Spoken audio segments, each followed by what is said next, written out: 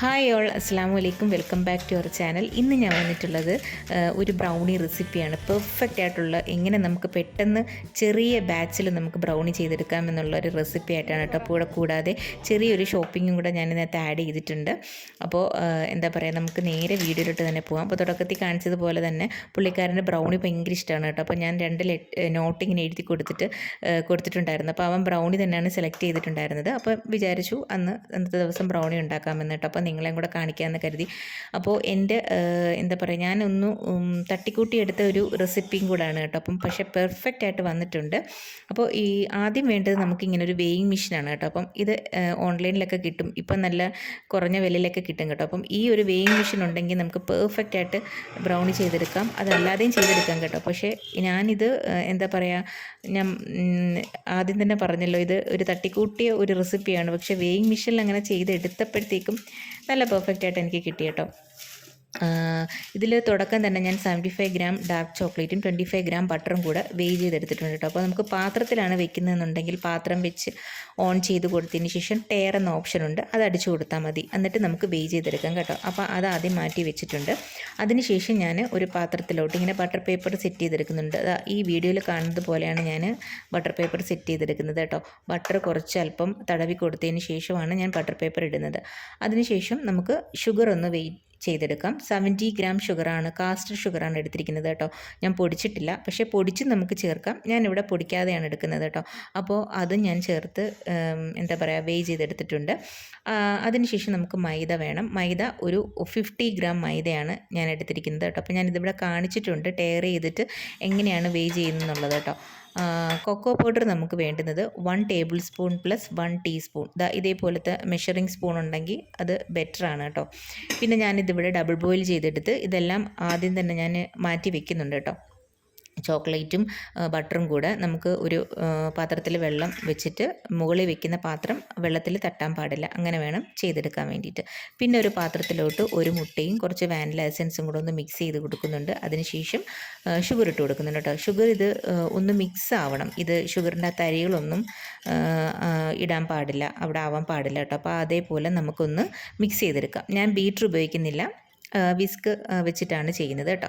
അതിനുശേഷം double boil ചെയ്ത chocolate ഒഴിച്ചു കൊടുക്കുക. പിന്നീട് മൈദ, കൊക്കോ പൗഡർ ഞാനിവിടെ ഒന്ന് എന്താ പറയുക, ഒന്ന് സീവ് ചെയ്തെടുക്കുന്നുണ്ട് കേട്ടോ. കൊക്കോ പൗഡറിൻ്റെ ആ തരികളൊന്നും ഇല്ലാതിരിക്കാൻ വേണ്ടിയിട്ടാണ് ഇങ്ങനെ ചെയ്യുന്നത്. അപ്പോൾ ഇതെല്ലാം കൂടെ ഒന്ന് ജസ്റ്റ് ഒരു മിക്സ് മതി, ഒന്ന് ചേർന്ന് കിട്ടിയാൽ മതി കേട്ടോ. അപ്പോൾ ഇതേപോലെ ചേർത്ത് കൊടുത്തതിന് ശേഷം നേരത്തെ തയ്യാറാക്കി വെച്ചിരിക്കുന്ന ആ ഒരു ബേക്കിംഗ് ടിന്നിലോട്ട് ഞാൻ ഒഴിച്ചു കൊടുക്കുന്നുണ്ട്. 180 ഡിഗ്രിയിൽ ഓവൻ പ്രീ ഹീറ്റ് ചെയ്യാൻ വെച്ചിട്ടുണ്ടായിരുന്നു കേട്ടോ. 10 മിനിറ്റ്സ്.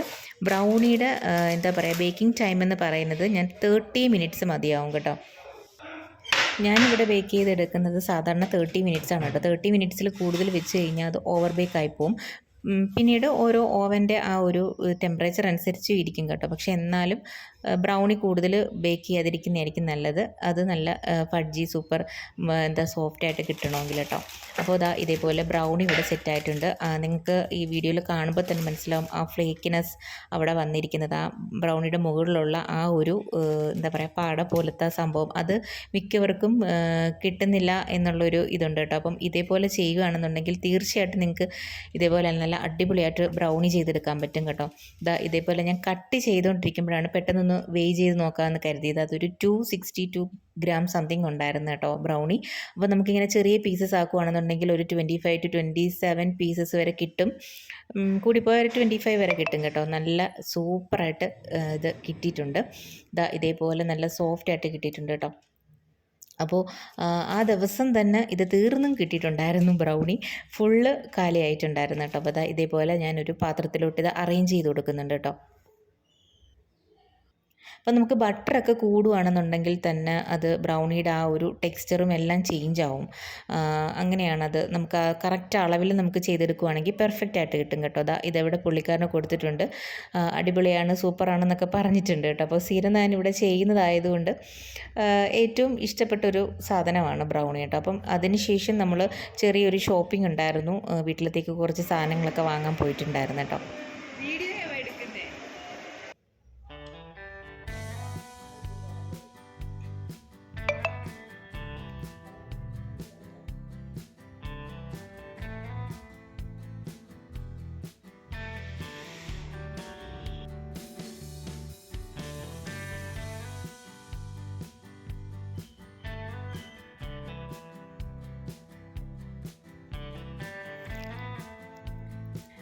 അപ്പോൾ ഇതാ ഇന്നത്തെ വീഡിയോ ഇത്രയേ ഉള്ളൂ. അപ്പോൾ നിങ്ങൾക്ക് തീർച്ചയായിട്ടും ബ്രൗണി ഇഷ്ടപ്പെട്ട് കാണുമെന്ന് വിചാരിക്കുന്നു. അപ്പം ട്രൈ ചെയ്ത് നോക്കിയിട്ട് നിങ്ങളൊന്ന് ഫീഡ്ബാക്ക് അറിയിക്കണേ.